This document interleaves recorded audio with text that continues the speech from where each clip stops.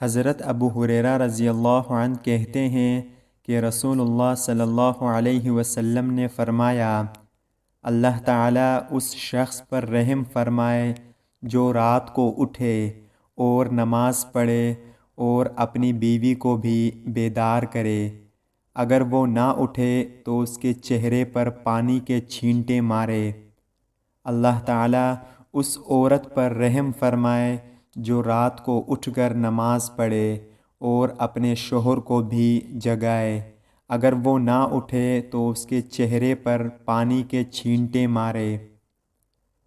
حضرت عثمان بن عفان رضی اللہ عنہ سے روایت ہے، انہوں نے کہا کہ رسول اللہ صلی اللہ علیہ وسلم نے فرمایا، جس نے وضو کیا اور خوب اچھی طرح وضو کیا تو اس کے جسم سے اس کے گناہ خارج ہو جاتے ہیں، حتیٰ کہ اس کے ناخنوں کے نیچے سے بھی نکل جاتے ہیں۔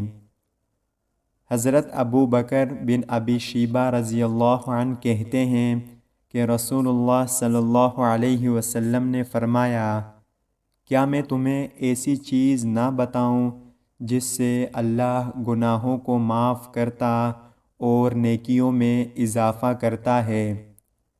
صحابہ کرام رضی اللہ عنہ نے کہا، جی ہاں، ضرور بتائیے اللہ کے رسول۔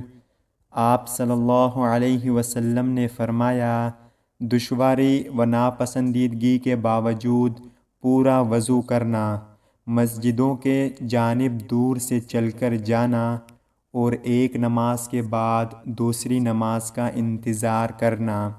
اللہ تعالی ہم سب کو ان پیاری احادیث پر عمل کرنے کی توفیق عطا فرمائے، آمین یا رب العالمین۔